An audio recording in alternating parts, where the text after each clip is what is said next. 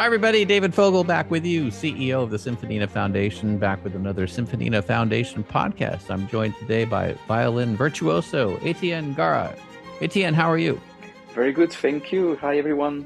Etienne, how are you doing in terms of your violin practice as a virtuoso? I want to start here instead of at the beginning. I know you started when you were very young, but as a person who's at the upper end of violin playing in this world, what is your daily routine to keep yourself up there in the stratosphere? Well, my favorite is scale warm-ups. That would be, if I don't have much time, that would be the first thing I would do.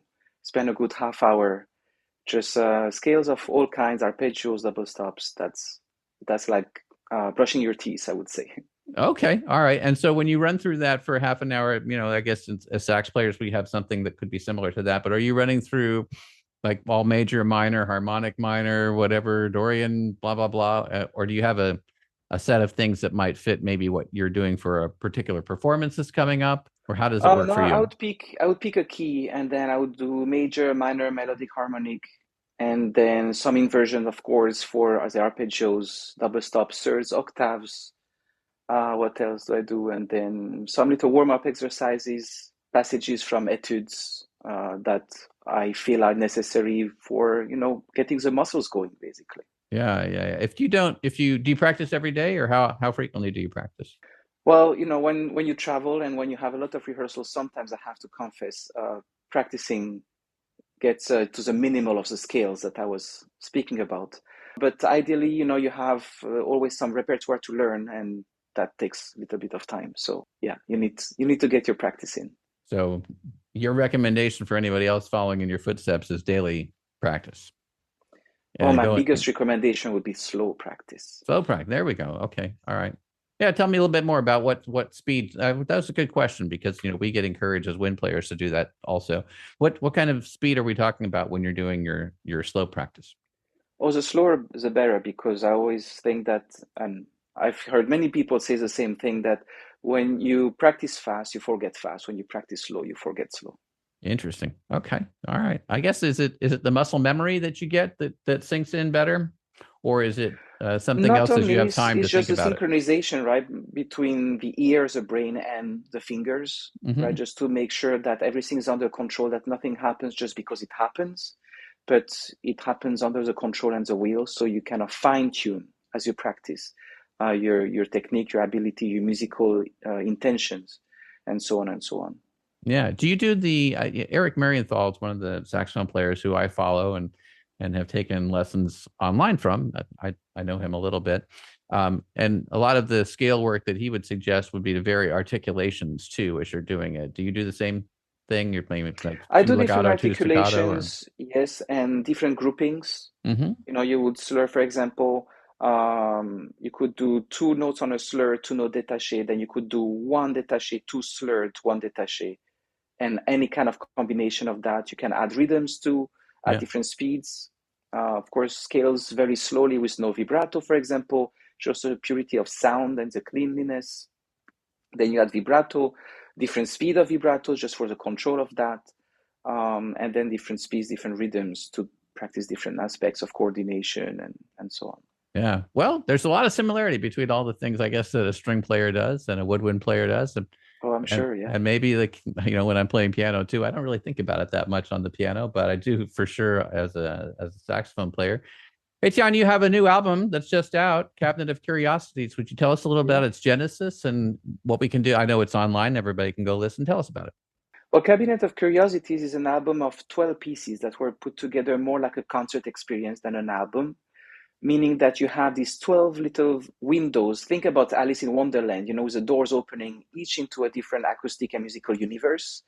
So you have music from the French Baroque era up to music of tomorrow with pretty much everything in between. You have some movie scores, folk music, classical canons, and so on and so on. It's a program that on paper looks like it makes absolutely no sense because all the pieces are so different one from the other, right? It's not like you have your late Beethoven quartets on an album or my favorite showpieces or French sonatas or so on. But every piece is really its own uniqueness. But when you listen to them, the arch of it, the flow of it just feels perfect. and you get to discover things that you never heard because they were written for Delirium Musicum, and you get to hear things that you already like very much or fell in love earlier because, like Barbara Adagio or Danse Macabre by Camille Saint-Saëns, and then pieces that just are a discovery. And I think that also represents our musicians in Delirium Musicum, because, we represent 4 continents with 9 countries. So all this diversity is also showing in the album with also differences in the pieces. Yeah. What size of the ensemble do you have then? Nine players or? It's 13 on tour, Okay. 16 for bigger projects. Oh, okay. All right. Yeah. Well, speaking of touring, you're going to be touring next year. Where are you going? We're going in January to Florida, to Iowa, and South Carolina, and we come back to Los Angeles on the 26th of January. We'll be at Zipper Halls, a very beautiful venue of the Colburn School. And then we'll be in March at the Broad Stage, also in Los Angeles. And this summer, we're going on to the East Coast, do some festivals. We'll be at the Rockport Festival, Newport Festival, and the Naumburg Festival in New York City. Wow. Okay. And then later on, we'll be in Canada too, but that's a bit far away. Okay, that's fair enough. You had your childhood. You grew up in France, if I have that right. Yeah, I lived in France until a couple of years before the end of high school. Okay. At which point I moved to Austria to start my bachelor in violin performance. So I was there for 4 years at the Mozarteum in Salzburg. Mm-hmm. And from there I moved to Cologne, Germany. Okay. It's a university exchange program called Erasmus. That was a great year. I learned so much there. And then I moved to America. I went first to Bloomington, Indiana. I was at IU, Indiana University, for 3 years. Yeah. And then Boston at the New England Conservatory. Also great 2 years there. And then I moved to Los Angeles, where I was at USC with Midori, a very famous violinist. I've been living in LA since. You're still part of the USC Brain and Creativity Institute, if I understand correctly. Yeah, I recorded my first album there pretty much when I moved to Los Angeles, and created a lot of projects there and still have a very close relationship with them. It's a wonderful venue. I don't know much about that institute really at all. Can you tell me about who participates and how you got involved in it and what you try to do? Of course. It's led by the Dr. Antonio Damasio, who is one of the most well-regarded neuroscientists and philosopher. Yeah, they do wonderful things. They have brain imagery also, but they do studies on young children who play music. They have a partnership also with the LA Phil to do studies on how music impacts the development of those kids, socially, learning skills, and so on and so on. So they are very involved with the arts and humanities, and that's a very nice and beautiful home for me and Delirium Musicum. Sounds great. And you probably get to work with some cutting edge equipment too, I would imagine there.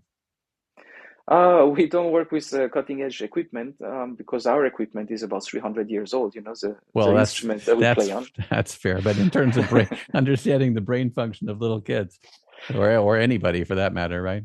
But the conversations and the things that we do with them are very interesting. And with Delirium Musicum, we also have what we call baby concerts, okay, which are really concerts that are designed for families with newborns.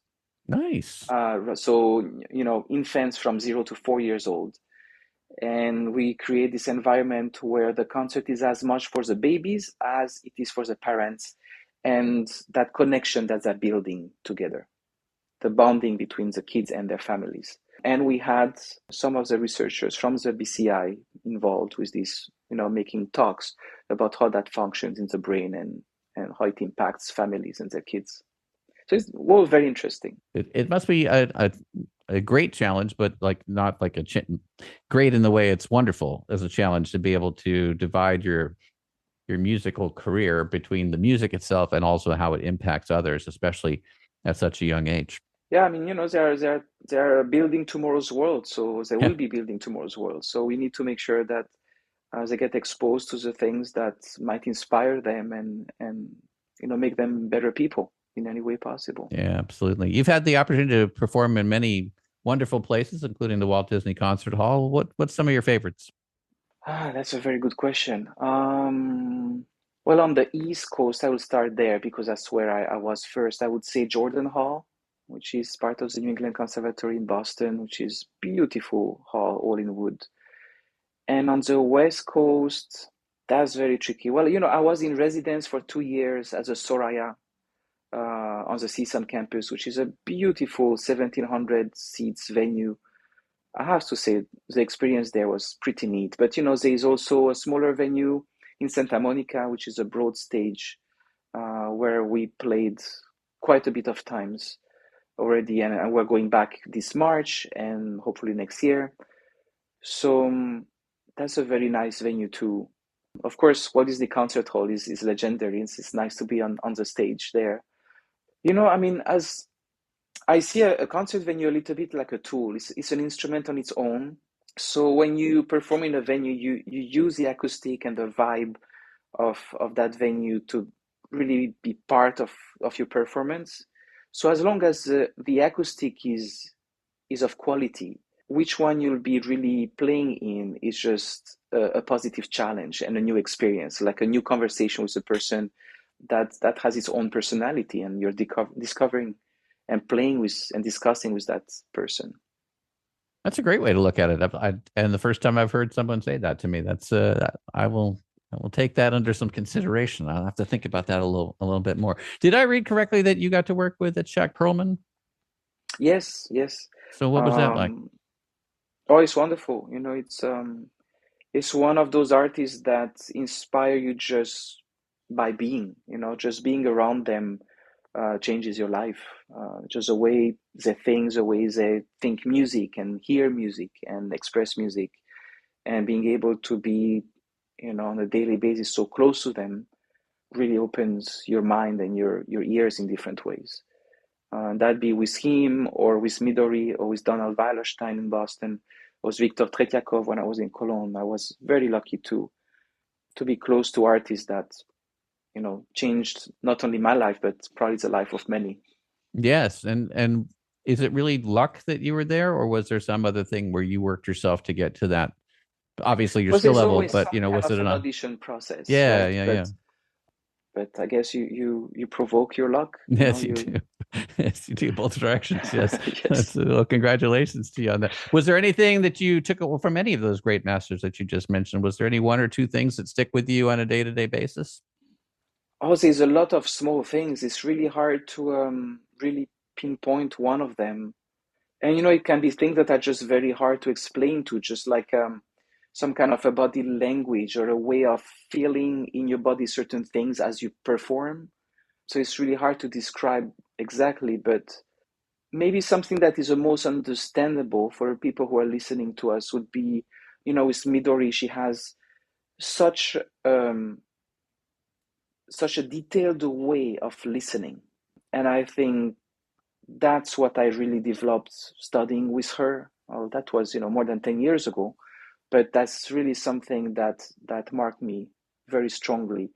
Just the accuracy and the level of details that she hears and that she controls and that she's aware of in her playing. Hmm. And being able to witness that and hear that and being trained to go in this direction is something that I find very valuable. Interesting. Interesting. Well, you started violin when you were 5. I think I have that right. Yeah. So, is there any advice you'd give to your former 5-year-old self if you could go back in time and When you hear something in a certain way musically, never give it up, no matter what teacher tells you what, because that's part of the uniqueness of your artistry, of who you are as an artist. And if it's there at 5 years old, you need to keep that and just train to develop and polish and refine that and make it part of a broader musical language that you'll develop with the years. But never give up something that you truly hear and feel and have inside you as an artist, no matter how old you are. that's great advice. Hey, Tian, if people want to get in touch with you, maybe they want to reach out or they want to have you perform for them next year or in 2027, what's the best way to get in touch with you? Well, there are many ways. First of all, I would say that if you want to listen the album that we just released, Cabinet of Curiosities, you can go on your favorite streaming platform. It's pretty much anywhere, right? So Mhm. Spotify, Amazon, Apple Music, YouTube, and so on and so on. If you're not quite sure where to look at, just go to deliriummusicum.com because you'll be able to find your way through the website to anything you need. That be some of the videos that we made for the album, purchase a CD, find the streaming link to listen to your favorite track in the car or else. Mhm. And of course, get in touch with me or with the team of Delirium Musicum through the contact page on the Delirium Musicum website or on my website, etiennegara.com. And of course, through any social media that you can imagine, we'll be there or I'll be there. Just type my name or Delirium Musicum and you'll find something. That's how I found you. I encourage others to find you that way as well. And Etienne, and we're going to listen to some more of your great playing on the way out. If there's anything we can do at the Symphonina Foundation to be of help to you, you just let us know. Thank you so much. Thank you so much for having me. And I hope to see you soon at the concert.